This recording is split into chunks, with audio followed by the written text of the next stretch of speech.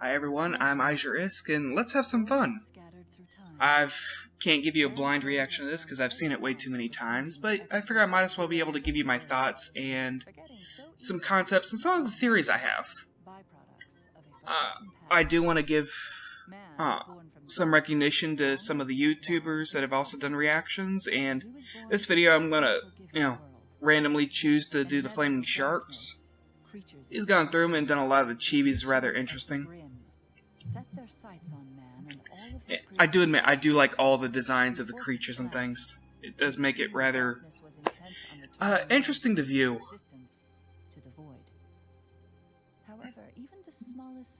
So, I do like the fact that it managed to get Cortana for this, which I've not seen much past the first Halo, so if Halo or Cortana is anything like Salem, rather interesting. I might have to actually get around to checking out the rest of Halo.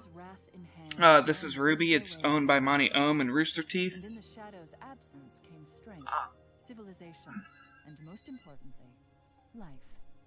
And I do have to wonder how they were able to come up with the dust and its use while fighting off these beasts. And here comes Roman just strolling in. Yeah, the one with any modicum of color, though it's mostly white. I do like the look of Junior's lackeys, though, even if they aren't very strong or good or much of anything else. Build your monuments to a so-called free world, but take heed. From dusk till dawn. So, poor shopkeep is everywhere, but he only has one actual line. The crystals. And is that dust coffee? Also, go RWBY. Weapon file RWBY. Reading a dust magazine. I wish we could see more of what those dust crystals can actually do. Do you have any idea how hard it is to find a dust shop open this late? Please, just take my lien and leave. Just take my lien and leave? Calm down. That's his one line. I'm not here for your money. Grab the dust.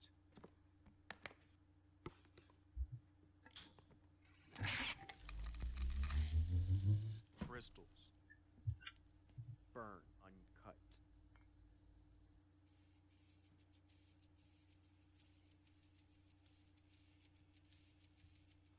And her listening on her headphones. And this guard. He's not very strong. He's not very smart. It's fairly comical, though. Well, not terribly professional. I'm gonna go and do something real quick.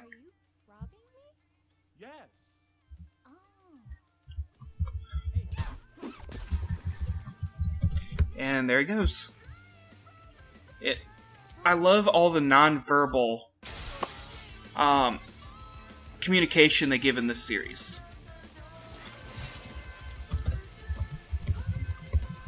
And that music coming out of her headphones. But no, that was the one enemy she's ever been able to beat that we've seen without Crescent Rose. I'm sorry, Crescent Rose. And he's just sitting there going, wait a minute, what are you still doing?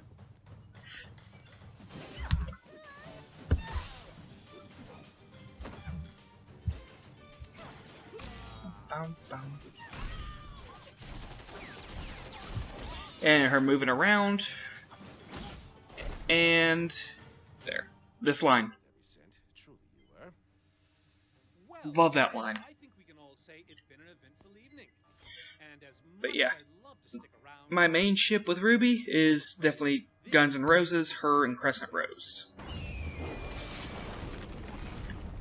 And he goes with the fireworks all the time.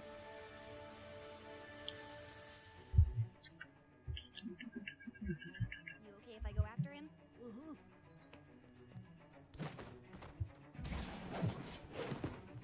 Hey! Persistent.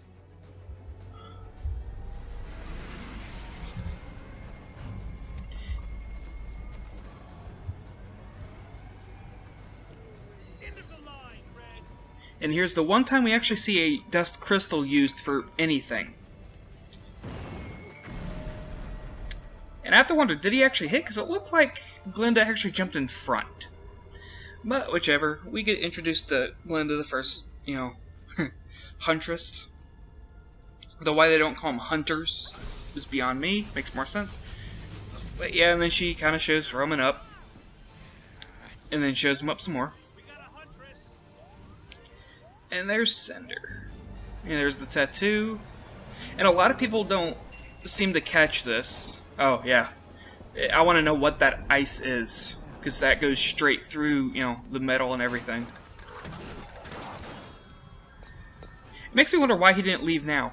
But a lot of people wonder why, you know, RWBY didn't recognize Cinder. Is we never actually see her face until the very end.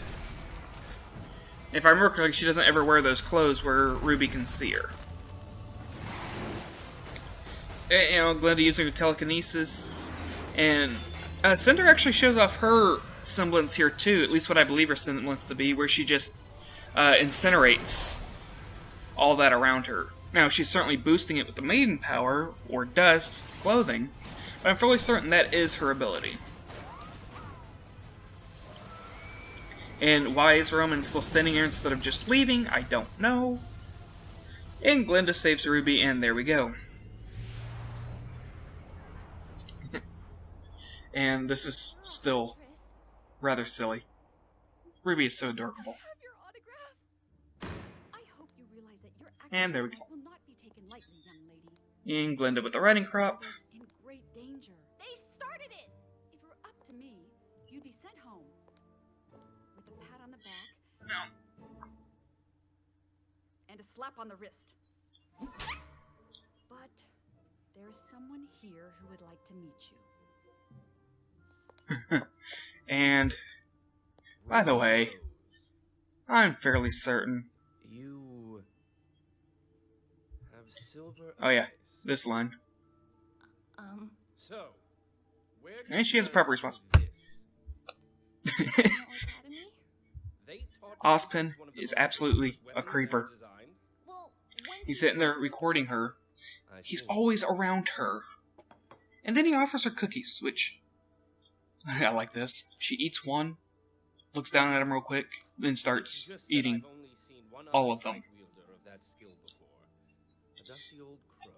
Talking about Crow, he does wield a scythe, not a sword, though he mostly just teases with it. Uncle Crow. He's a teacher at Signal. I was complete garbage before he took me under his wing, and now I'm all like... So I've noticed. And And what is an adorable girl? the caption for that is rather amusing. Trying to train warriors. It's like, derpy karate sounds. A huntress. You want to slay monsters?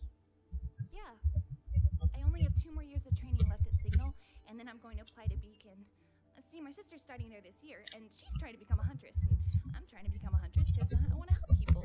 And my parents always taught us to help others, so I thought, oh, I might as well be And she is so, Police are alright, but husband and huntress is so much so... more romantic and exciting and cool. You know? Do you know who I am? You're Professor Ozpin. You're I like a it. master at She knows Ozpin, but not Glenda. Hello. Nice to meet you. You want to come to my school? More than anything. Well, okay. Well, okay. Oh, I can't believe my baby sister's going to Beacon with me. This is the best day ever. And, you know, him sending her in early, that certainly counts Really, sis, it was as a nothing. kill. What do you mean? And I'll figure out some place to put this. Everyone at Beacon is going to think you're the bee's knees. I don't want to be the bee's knees, okay? I don't want to be any kind of knees. I just want to be a normal girl with normal knees. What's with you? Aren't you excited? Of course I'm excited. I'll figure out some kind of layout for that. By the way, if anybody has any suggestions or, you know, Special or anything. fan art or something that they'll let me use, I'll certainly put it up there. I'm not very good at the graphic kind of thing. There is criminal Roman Torchwick, who continues to evade authorities. And If you that have mugshot. on his whereabouts, please contact the Vale Police Department. Back to you, Lisa. He looks so different in that mugshot. In other news, this Saturday's Fauna There's Civil Lisa, Rights which we Movement see stepped up when twice, members of the I believe, White outside of House Chibi. disrupted the ceremony. The once peaceful And that symbol- organization has now disrupted. The previous symbol looked a lot different. That one looks much more menacing. Who's that? My name is Glenda Goodwin. We are among a privileged few who have received the honor of... At the moment, I'm wanting to say that Adam Torres is Our world is Actually, no, I'll go ahead and say it. I want to say that he is a lieutenant in the White Fang, but he's not the absolute head. He might be like a section leader. I actually want to say Raven is the head of the White Fang. The why, I don't know. But it might give some insight into why Yang is willing to trust and protect the Faunus. She mentions in a later episode, it must be hard to be a Faunus. That might be why she has a bunch of sympathy for us, because her mother might be. It seems a little weird, but that is certainly a possibility. I guess home isn't too far after all. Yeah, nothing's ruled out until it's ruled out, right? And poor John. Well, I guess the view isn't for everyone. It was a nice moment while it lasted. I wonder who we're gonna meet. I just hope they're better than Vomit Boy. Oh, yay! Oh, yeah, bro, she got puke on your shoes. I love that line. And then she's just shouting, "Get away," which, you don't see nearly enough of that. And as much as I love that intro, I'm not going to do it because I don't want to deal with the copyright stuff. Yes, I know Rooster Teeth has no problem with it, but it still requires me to put forth a lot of extra effort. Anyway, you've stuck with me for, 10 minutes listening to me mostly ramble. I might cut some of this out, I don't know yet. However, appreciate it, and I'm going to see if I can figure out a better layout for the design, and I am certainly going to keep track of at least the Ozpin's creep counter, because I'm kind of curious how many times he shows up to be a creep. But yeah, Ozpin sending Ruby to Beacon, which is a university, 2 years before she's finished her training, is certainly a little questionable. Not to mention he really is a creep. Anyway, I'm Iejir. Go check out Flaming Shark's RWBY vids, and I'll see if I can put more. If you have any suggestions for this, feel free to leave them in the comments below. Past that, have a good day.